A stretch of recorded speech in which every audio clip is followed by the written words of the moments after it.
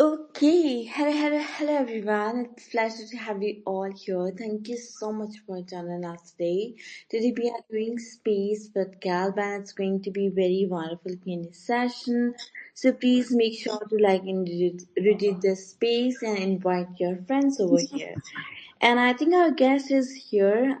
So hi sir, how are you? I'm good, and you? Am I audible? Yeah, pretty well. And yeah, loud and clear. Great. And I think already a lot of people joined us today, and more will join definitely eventually when we start this session. So, without further ado, shall we start this session?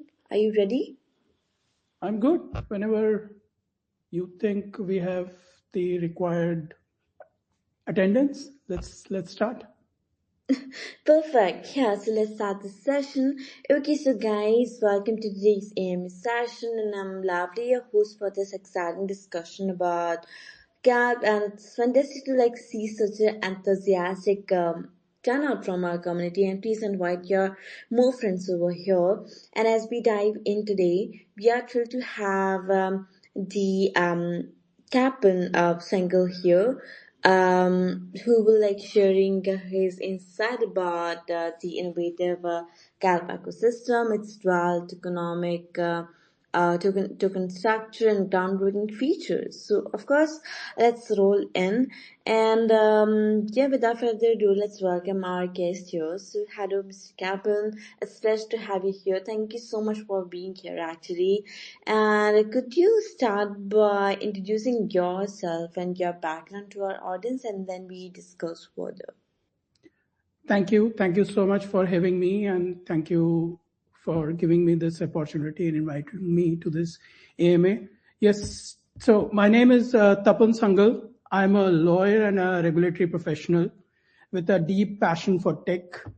Well, my journey into blockchain began in 2014 when I saw its potential to eliminate trust gaps in the society through transparency and decentralization. That was the core driver, what pulled me to blockchain. Since then, I've been dedicated to aligning blockchain with regulatory frameworks, ensuring it becomes a tool for real world transformation. As a believer in blockchain's ability to drive trust, inclusion, and transparency, I am now working on building solutions that integrate regulatory compliance with decentralization, paving the way for blockchain's adoption in critical public and private sectors. Blockchain isn't a technology for me, it's a revolution in how we build systems of trust. That's what drives me every day in this space. Thank you so much. All right, that's very wonderful. Thank you so much for that very amazing introduction. And we all are very happy to know about you and about your background as well. So now let's move further. Um, Wait a second. Yeah. So basically, can you give us I could say, could you please introduce us to Ginny and what's its core purpose and how does this seamlessly integrate into the Calp ecosystem to enhance its functionality and overall vision? Great question. Thank you so much. Before getting on to Guinea, I'd like to speak a bit about Kalp. So the core vision of Kalp is to build a blockchain ecosystem that is not only decentralized and scalable, but also compliant and practical for the real world use. It is not just about crypto or it's about Guinea. It's about creating a digital public infrastructure that empowers the nations, enterprises, and individuals. Kalp represents a trusted digital infrastructure. Like the internet that became essential infrastructure, we are building the foundation for the next generation digital services that will serve billions through real utility. Let me explain how the Kalp vision sets Kalp apart and drives this revolution in the crypto space. First of all, as I mentioned, we are regulated by design. Our entire architecture is done so that we remain regulated. Unlike many blockchains, Kalp integrates compliance at its core with GDPR, AML, and PCI standards. This ensures governments and enterprise can adopt blockchain with trust and accountability, bridging the gap between regulation and decentralization. Secondly, as we have positioned ourselves as a digital public infrastructure, Kalp provides solutions like digital identity, land registry, and cross-border payments, making blockchain relevant for public services. This creates real-world impact beyond the financial markets or the decentralized financial apps that you're talking about. We are going to the core infrastructure. And not only that, we are also wanting to empower developers who are working in various industries across the globe by supporting program languages like Golang and Node.js, not just Solidity. Kalp lowers the entry barrier for developers. This approach attracts the Web 2 developers to Web 3. So we are in a way creating a bridge between Web 2 and Web 3 space. We have two platforms, Kalpify and Stocks. Kalp, it is helping in democratizing the ownership of real world assets like real estate. We have already tokenized gold. There is almost $500 million worth of real estate in the pipeline, which will get tokenized on our platform. And even we are tokenizing the intellectual property. This transforms the traditional industries and brings new participants into the blockchain ecosystem. The bigger picture, if I may say at the end, is that Kalp is not just a blockchain project. It's a movement to redefine how trust, transparency, and inclusions are achieved in the digital age.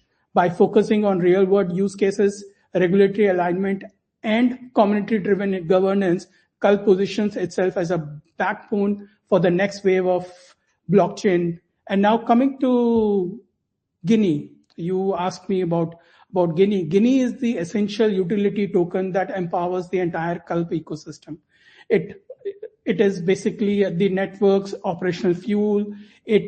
All the DPI services you get access because you have Guinea. Any smart contract that gets deployed on our ecosystem needs to use Guinea.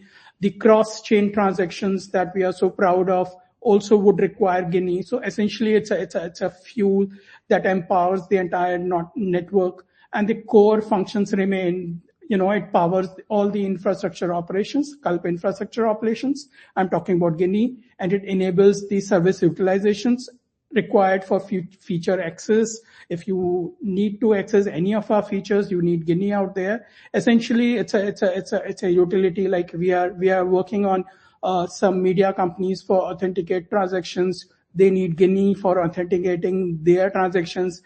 We are tying up with a couple of nations for rolling out the government DPI services on our chain, and they all need Guinea. So Guinea functions as pure utility fuel. Every transaction, service, and operation in Kalp ecosystem requires Guinea. It's a value. It directly it's tied to the real world adoption of Kalp as a compliant, decentralized digital public infrastructure.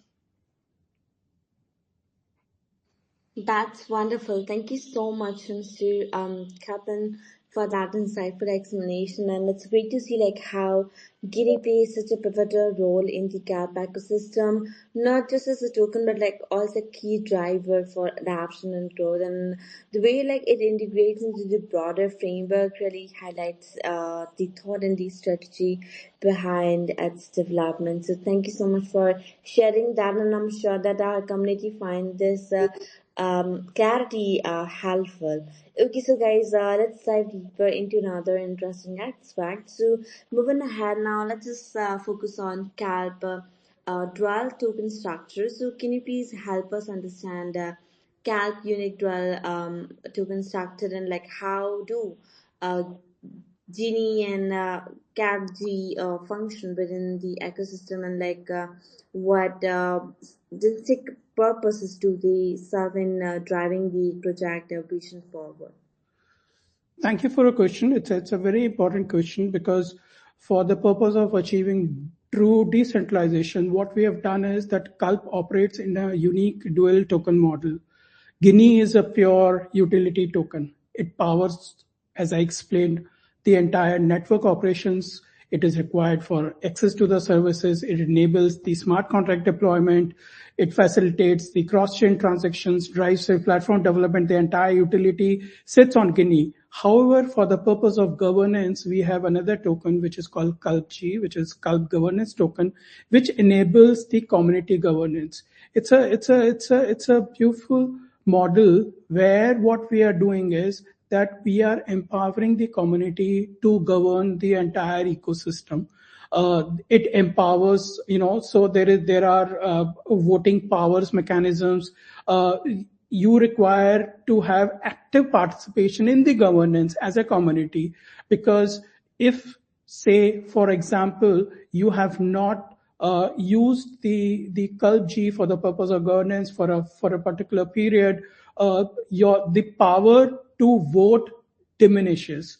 So that's the beautiful tech model that we have built into a Kalp G. So this separation ensures between the governance and utility. It ensures the pure utility focus for Guinea while enabling the true decentralized governance through Kalp governance token. And we to ensure the fair distribution of governance concentration, Kalp G, which is our governance token, the allocation has been very thoughtfully put together. So while Guinea holders as the utility token holders would get certain amount of Kalp governance token, but then that amount is only 50% of the total Kalp G tokens.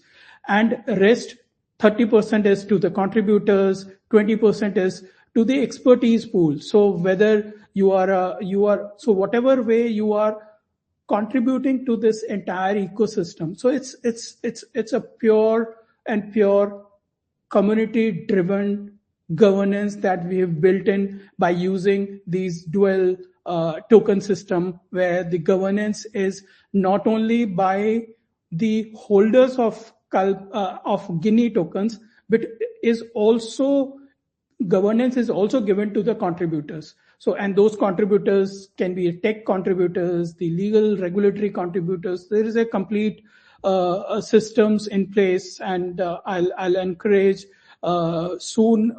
We adopted our charter on 2nd of September 2024, and soon we shall be uploading it for the community to see and participate and to know how they could also, without actually putting in an investment, they could contribute and be part of the governing body of this entire decentralized ecosystem that we are putting together, that we are positioning as a digital public infrastructure. All right, yeah, got it. Thank you for that detailed explanation. And I'm like, it's clear that each token has carefully designed to like serve a specific role in creating a robust and dynamic ecosystem. And I believe like this thoughtful approach not only enhance functionality but like also enhance sustainability and inclusivity for both users and stakeholders. So yeah, guys, please see you around. And if you want to know more about the project, please check out their documentation. You can see the white paper or could see their website. You will get like more comprehensive understanding of their work over there. So yeah, please do so. Okay, so now moving ahead. Now let's talk about the governance a bit. So, Mr. Tapan, can you please share like how can ensure a fair and equitable distribution of tokens while preventing governance concentration, could say, and like what measures or mechanism are in place to maintain a balanced and decentralized ecosystem? Sorry, can you repeat the question? I'm sorry, can you repeat the question?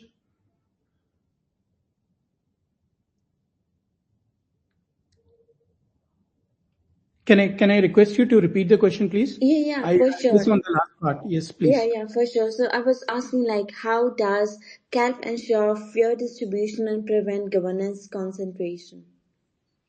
So I mean, as I mentioned, the entire governance for the purpose of achieving the decentralization, the in its purest form. When I say purest form, what we have done is that while Guinea would have value, it would have economic value. We would not want people with deep pockets to totally, get on board and drive it. So for the purpose of, from a governance point of view, what we have done is 50% of the total governance token are only available to the contributors.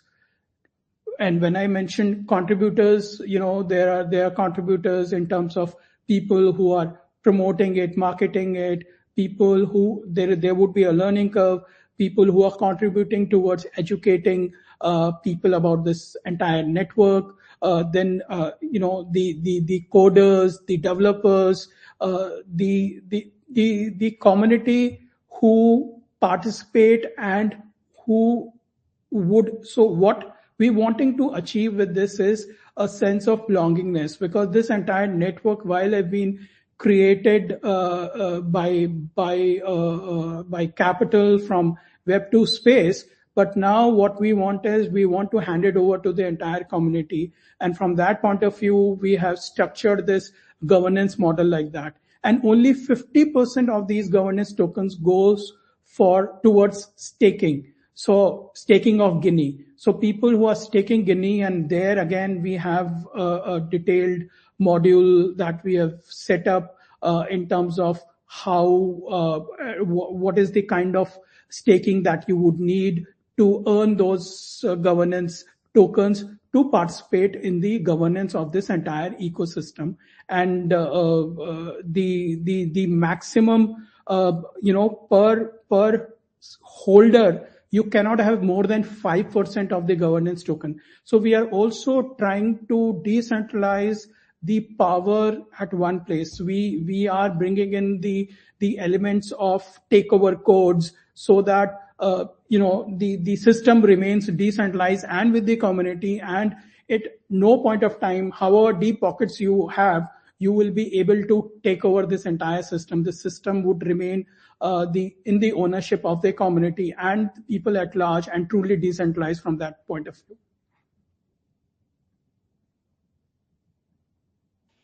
All right, yeah, got it. Thank you for shedding light on this critical aspect, and it's like really reassuring to hear like how Kalp prioritize fairness and distribution and implement safeguard to like prevent governance concentration. So yeah, that's really awesome.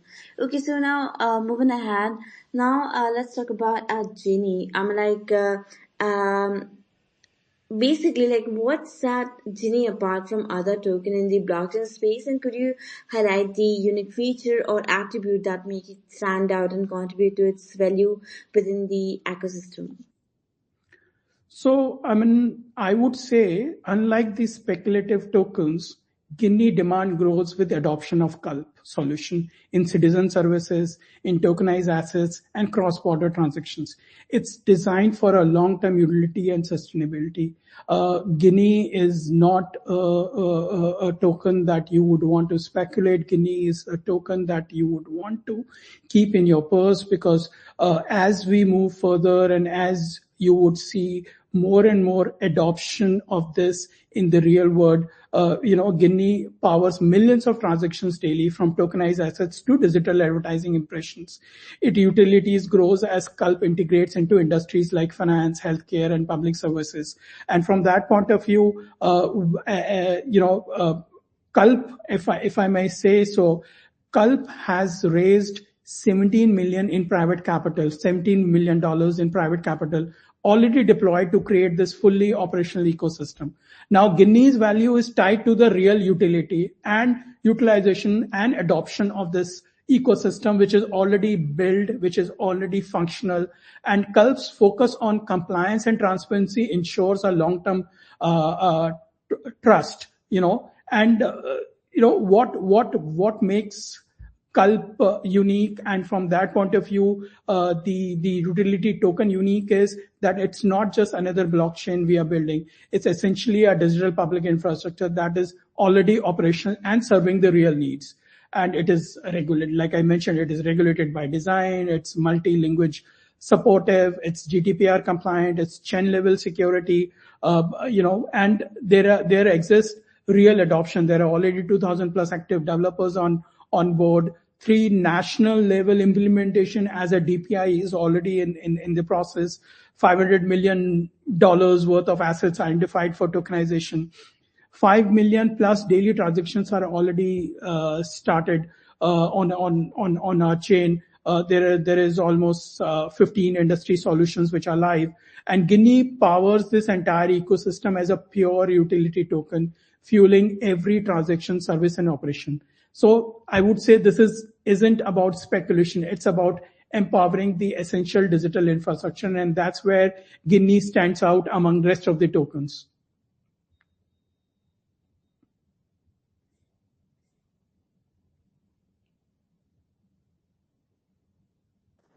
Got it, got it. Thank you. And that wasn't like I could say excellent explanation. So yeah, thanks for that.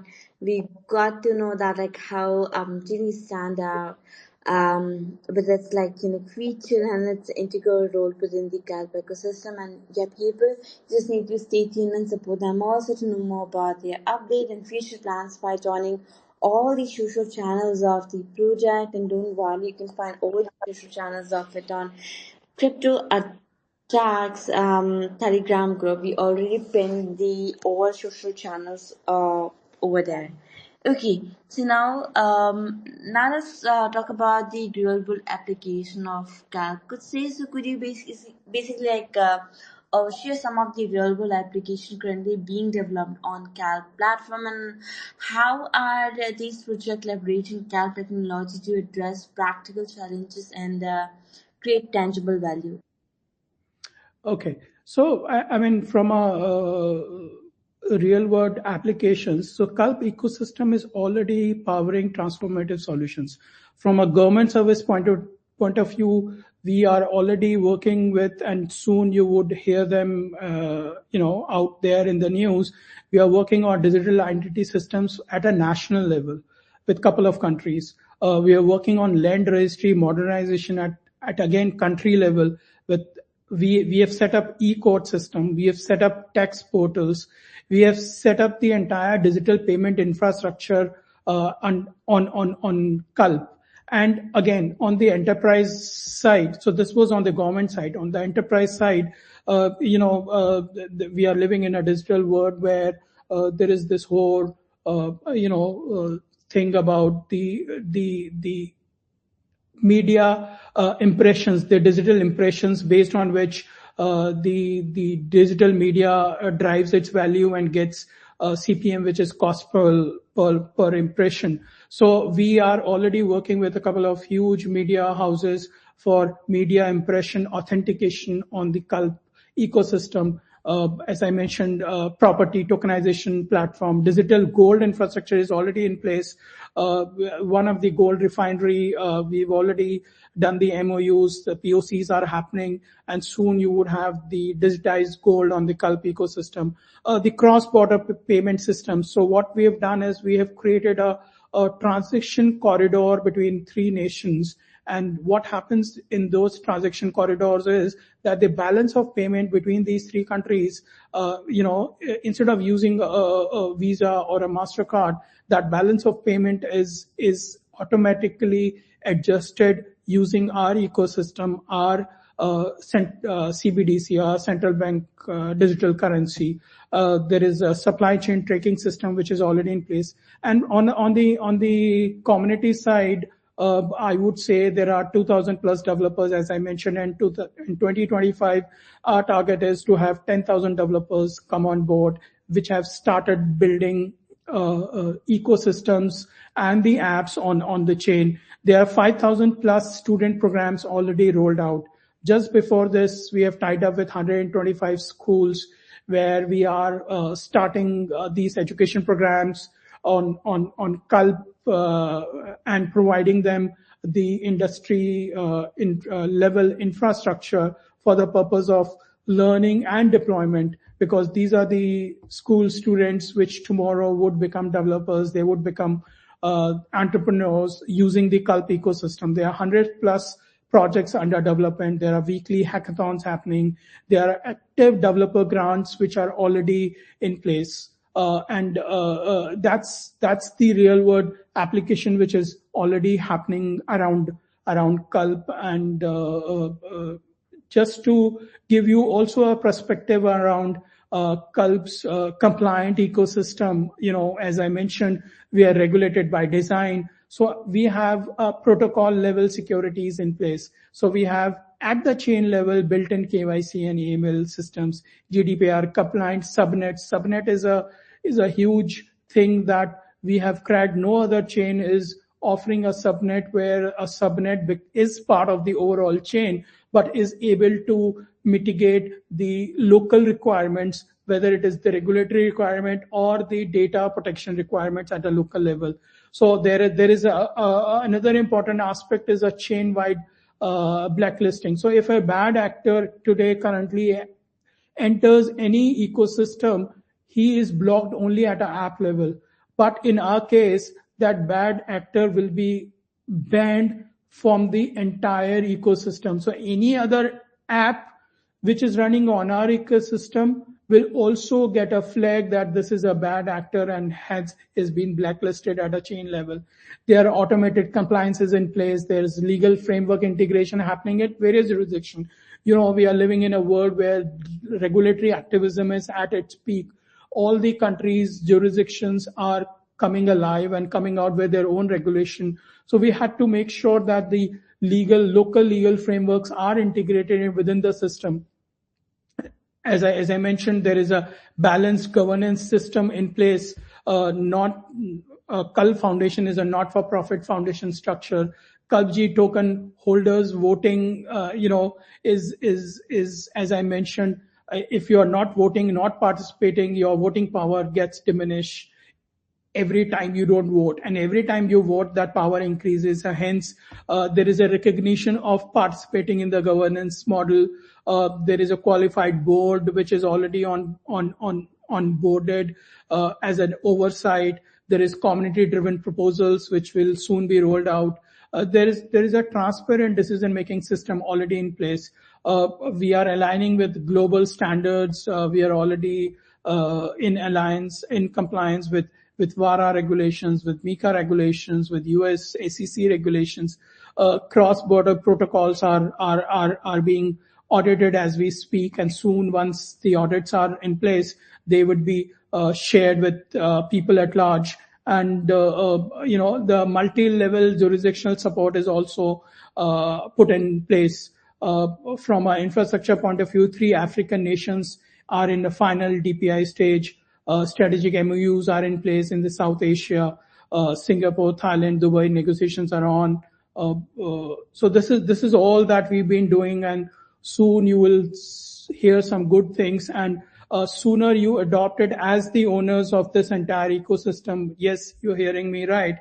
The community needs to own it, and we are making sure that there is a transition where the ownership gets passed on smoothly to the community that contributes and become part of this entire ecosystem.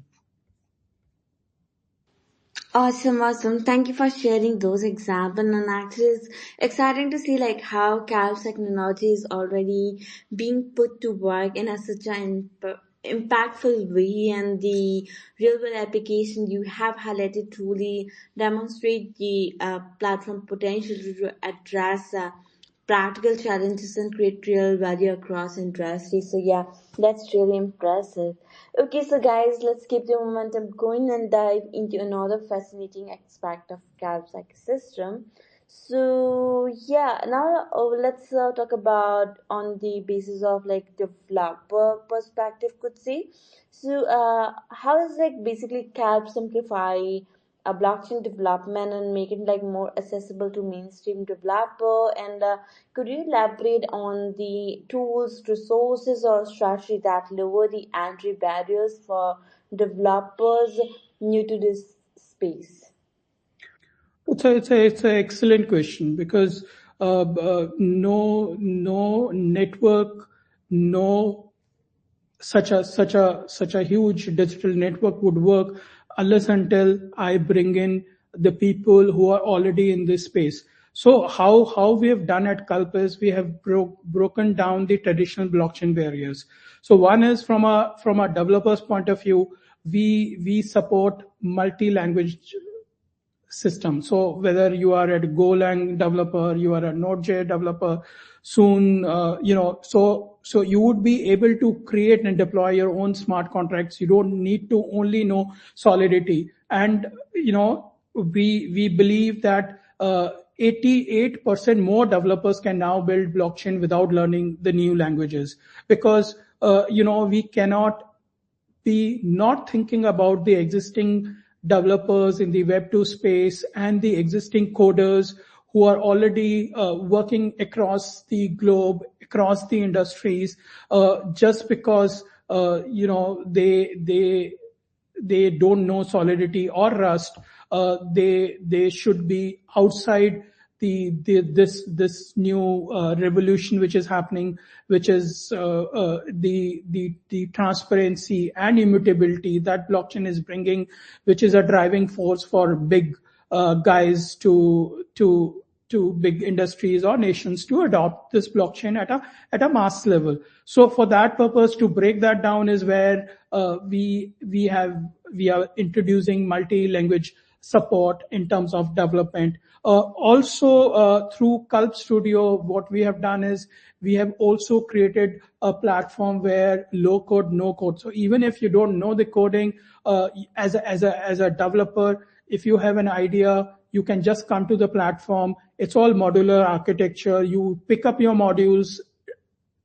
We have a huge team that from a community which has come on board, which is basically also supporting this entire thing, and they have come as people for helping these developers use these low code, no code options for the purpose of development. So people are familiar with Web2 tools, but we need to transit them and help them transit into the Web3 space. And for that purpose, we have created enterprise ready SDKs. There are APIs available. And we believe because of this approach, we would have 88% more developers who can now build on blockchain without learning the new languages. As I mentioned, 2000 plus already building out here. And not only that, we have for the next 6 months set aside 500,000 guineas for the development grants, where these developers can come and start developing on this chain. So there is a huge grant program that will soon be rolled out. It is already in place. It's just seeking some internal board approvals. Once it's all done, it'll be rolled out, and you would see developers. So we would want to support the developer community so that they can use this entire tech ecosystem in the existing scenarios and the businesses. So it's not that we will have to create everything afresh. Why to reinvent a wheel when things are already in place? And if we can integrate our ecosystem into the existing systems, then the numbers are already sitting out there. Why do I have to create a new system altogether if the system can be integrated into the existing system in a transparent and secured manner? So that's the approach with which we are moving out and reaching to the developer and making it more accessible to the mainstream developers. Alright, that's really awesome. Thank you for that detailed response, Mr. Tapan. And I'm like, it's inspiring to see like how Kalp is actively lowering the barriers for mainstream developer to enter the blockchain space. And I believe like by providing accessible tools and resources, Kalp is not only forcing innovation but like also expanding ecosystem to include a broader community of builders. So that's really commendable. Kudos to you and your team, actually. Yeah. Okay, so now moving ahead, Mr. Tapan, can you provide like how Kalp's infrastructure support the sustained utility of Genie while like driving the growth of broader ecosystem, and like what mechanism or feature ensure long-term value creation for both the token and the platform? So it's a wonderful question. Now, for the purpose of a sustainable development ecosystem, it's very important that Kalp as a tech is, it's like laying down the highway, and it has to integrate in the existing systems, as uh, as easily as possible. And for that purpose, what we are doing is we are working on, like I've mentioned, we are working on different levels. So when I say different levels, while, as I mentioned, we are working on how we could have the existing infrastructure adopt Kalp as an ecosystem, and how Kalp ecosystem can become their layer for truth, for transparency, and which is a compliant ecosystem. So that's one thing that we are working towards, getting sustainability into the ecosystem. Another aspect is, we need to create a lot of education programs. So there are universities which are already onboarded, which are now currently creating courses around the Kalp ecosystem. There are some certificate programs which are going to be rolled out somewhere in March of 25, where these courses would, and by the way, as Kalp as foundation, as a not-for-profit entity, is not charging anything for letting these universities, these institutes, using our infrastructure for the purpose of training, for the purpose of researches. So we are right now sponsoring almost 25 research projects, which are which is using this system, say in the energy sector, in the petroleum sector, how this new tech can be embedded. So there are these research projects which are going, which would give us long-term dividend, in terms of new guys who are entering into this area would already be trained on this entire system and would be working towards it.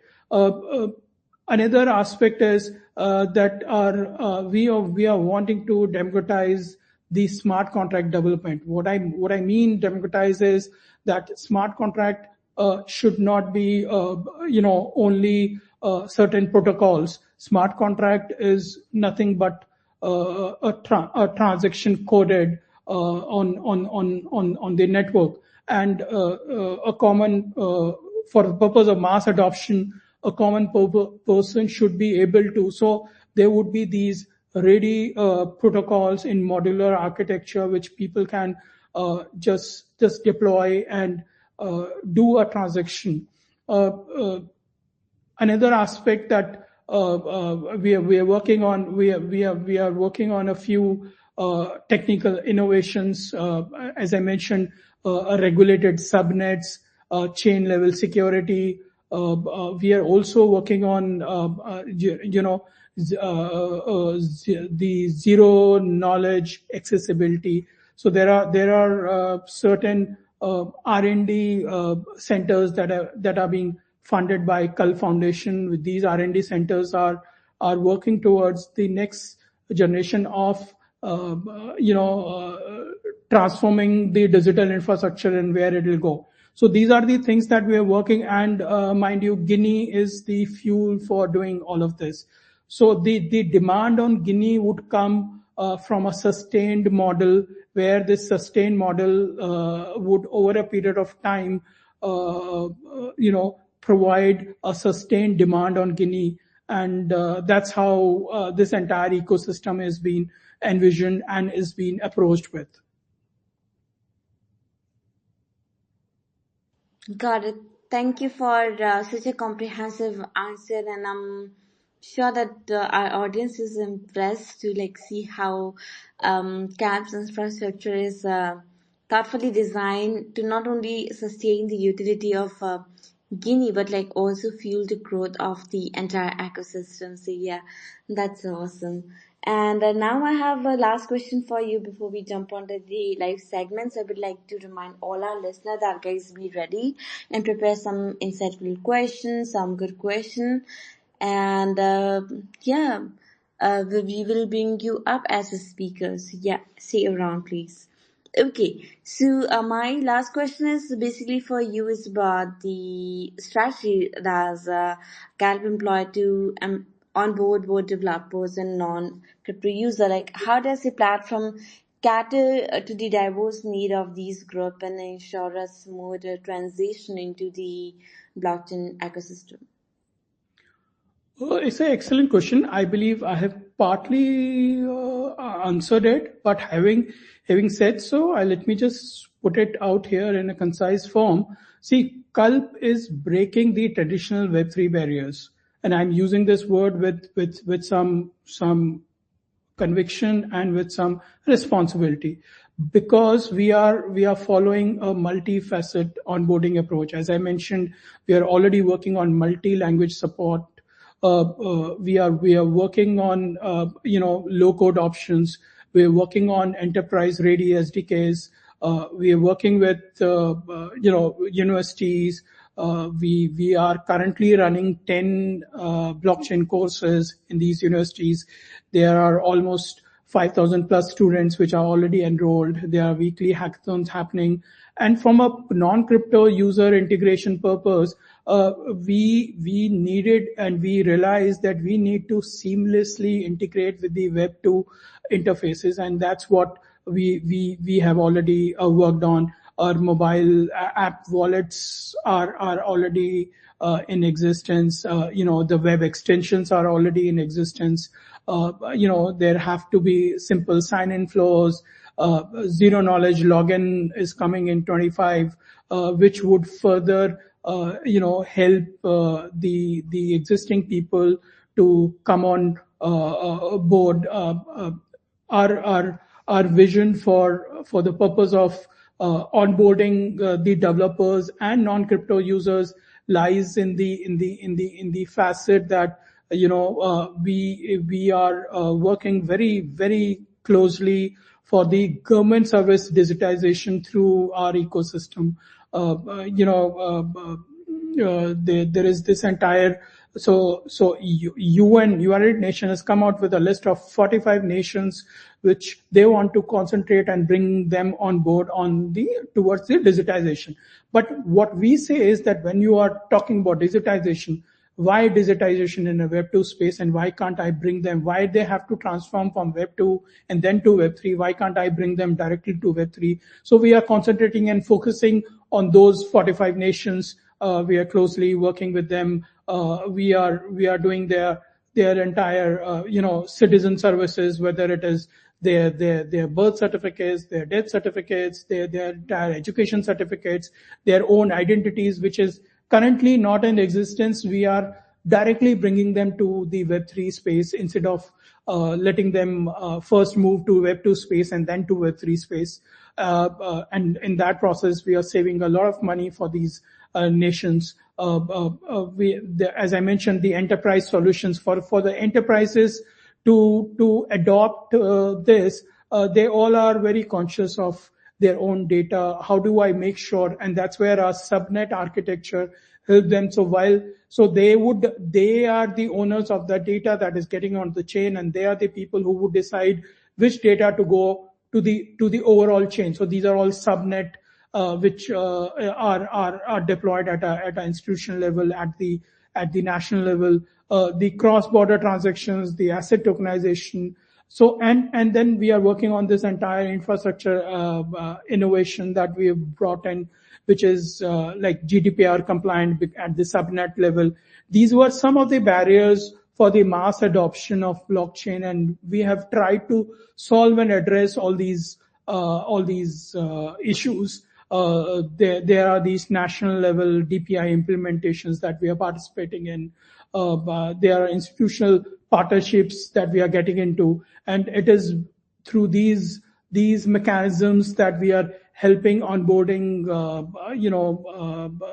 the rest of the world on this Web3 space.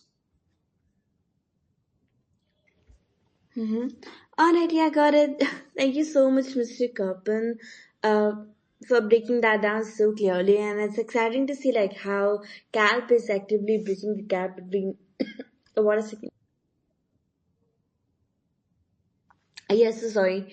Okay, so yeah, thank you so much for that answer. And I believe like these strategy you have sure highlight CAP's commitment to like inclusivity and making blockchain more accessible to everyone, regardless of their like technical background. So thank you so much for that. And I think we covered all the detailed information about the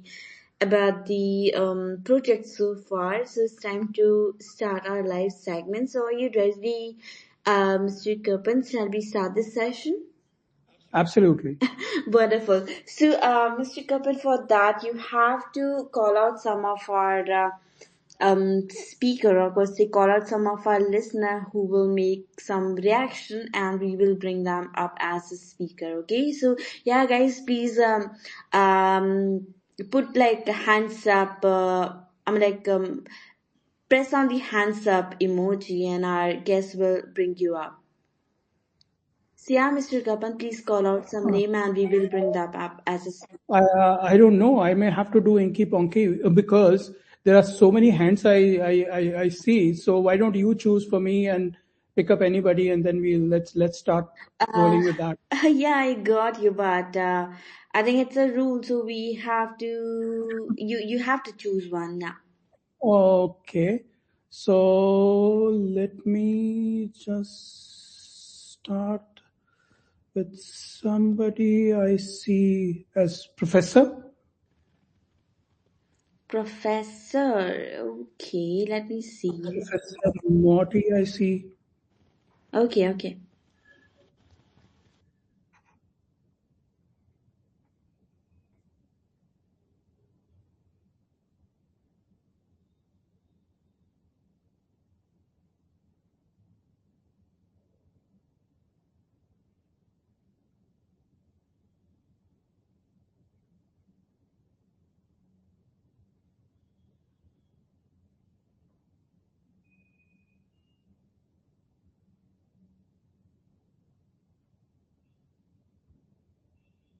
I see Kai. I see. I mean, of course.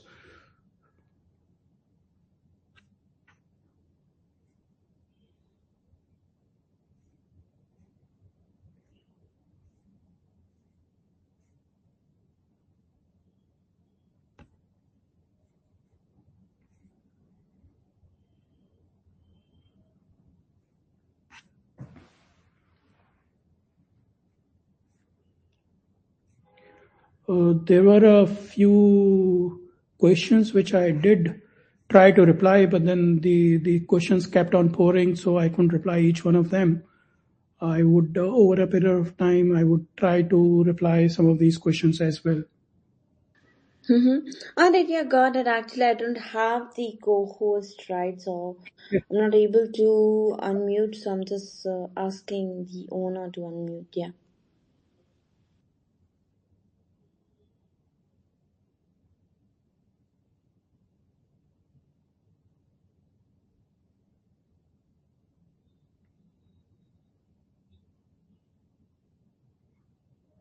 Do you want me to read a few questions from these notifications that I see because questions keep coming?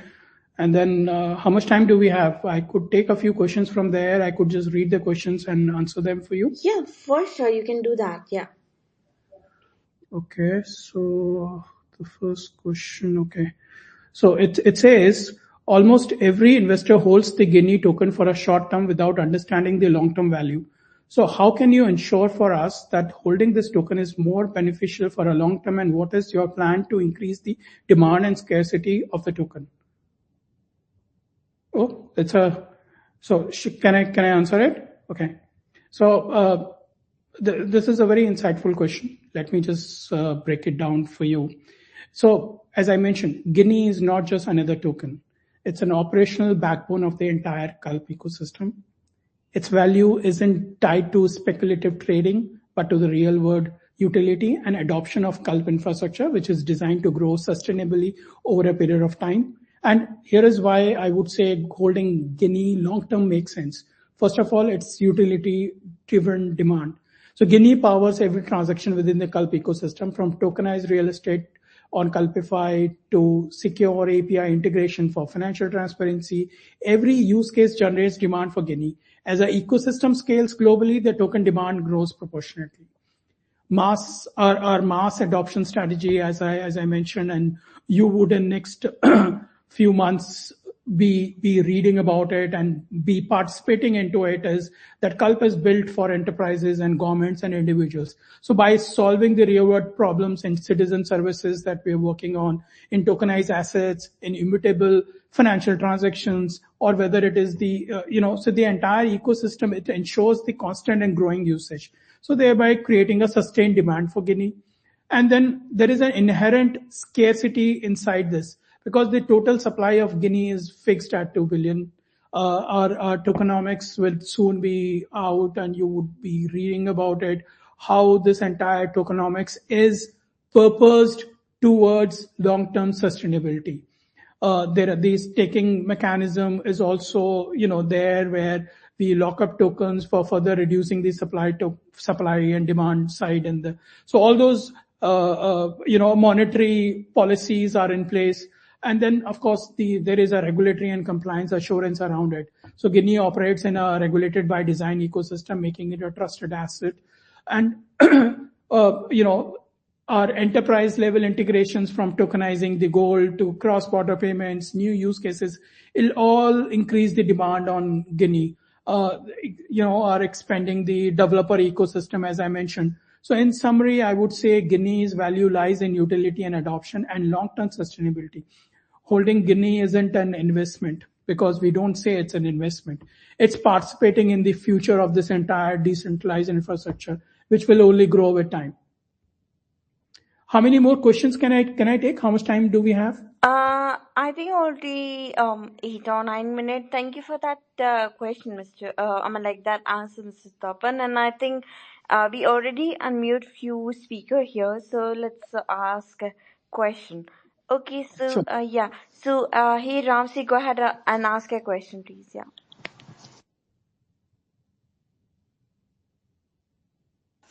GM, thank you for the chance. Can I ask my question? Yeah, please go ahead. Okay.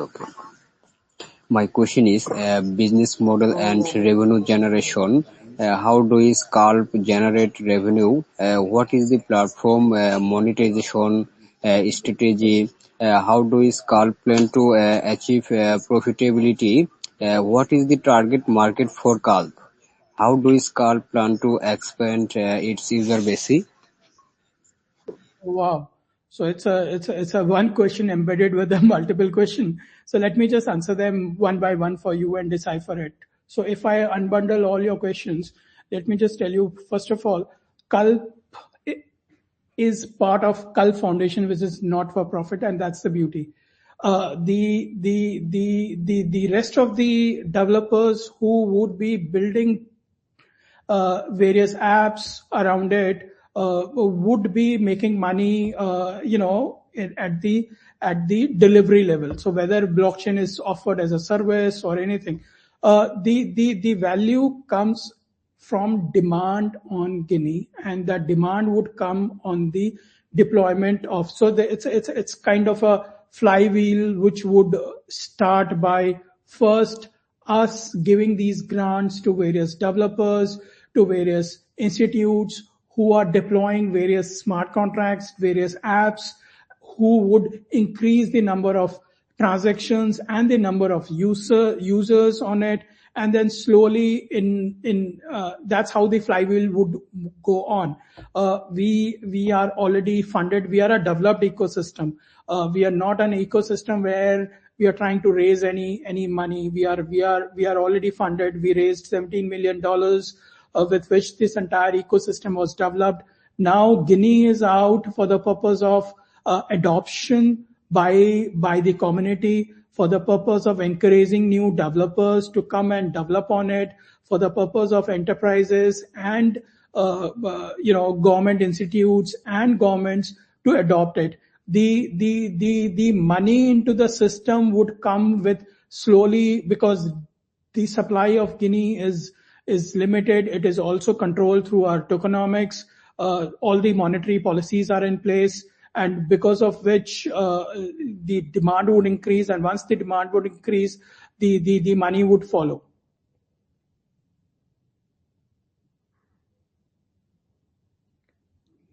I hope I was able to answer your question. Okay, so yeah, hope Ramsey, hope you got your answer. Yeah. Definitely, sir. Thank you. Yeah, thank you so much. Moving ahead, Pius, go ahead, ask your question, please.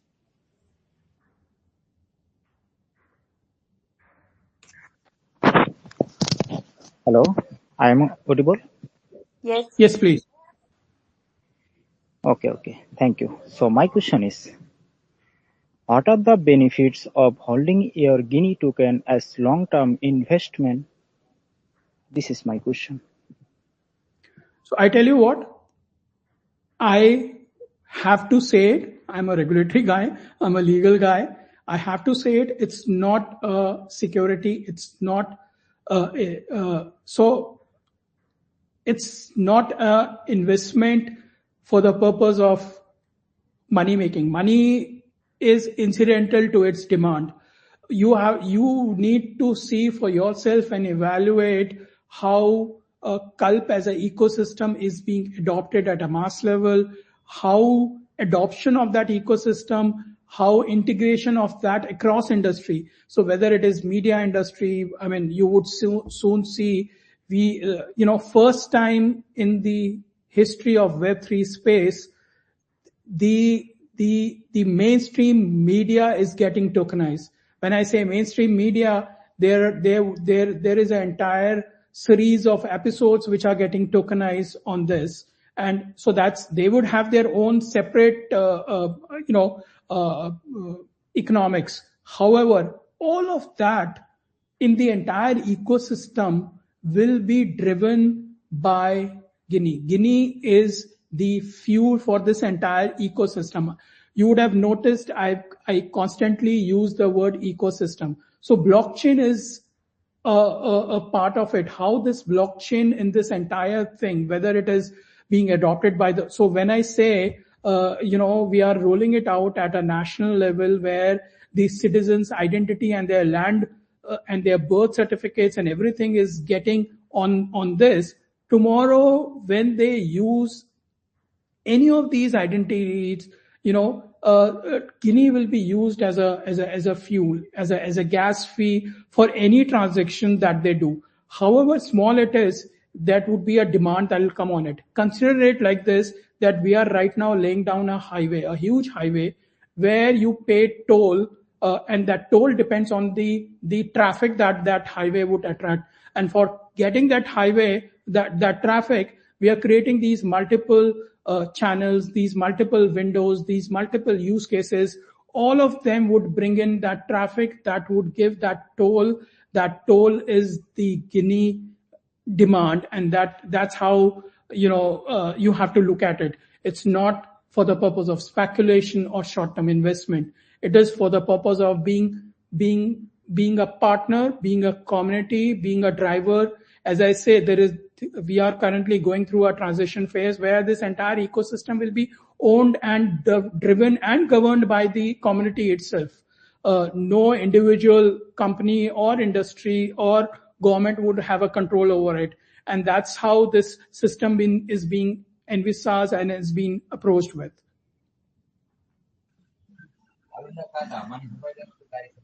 Yeah. Thank you very much. Hello, Great sir. answer.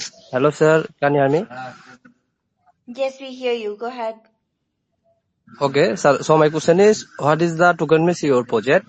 How can I buy tokens? This question, sir. So, there are, of course, airdrops planned. So while we are setting up the new rules, we cannot be oblivious of the existing rules. So existing rules of, so there are a couple of exchanges which are talking to us, couple of exchanges which are, so you need to watch this space, you need to be around us, you need to start participating in our governance models. Soon you would be eligible for getting the governance tokens and Guinea tokens, and soon there would be announcements on where you can be participating into this for the purpose of contributing to this entire ecosystem. Soon there would be disclosures around it. Soon there would be notices. Soon there would be notifications around it. Okay, sir. Get answer. Thank you.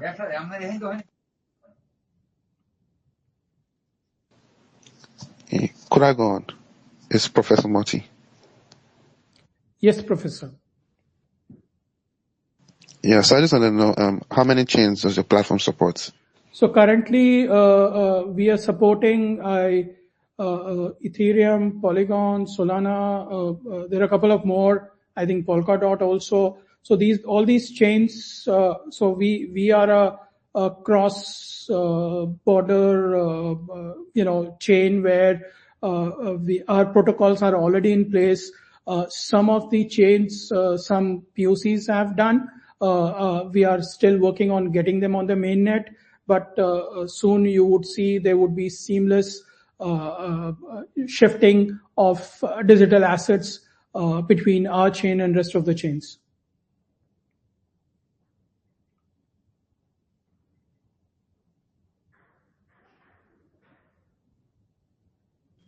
Alright, hope Professor you got your answer, and that was it from the live segment as well. And I think we covered all the detailed information about the CAP. So thank you so much, Mr. Cavan, for answering all these questions and providing a comprehensive understanding of how exactly the CAP ecosystem work. And yeah, before wrapping up, do you want to say something to our community or as a closing statement? The only thing that I would want to tell to the community is that Kalp is all yours for to claim and participate and contribute and own and drive. That's how we have designed this entire system. Follow us. Soon you will have access to our charter.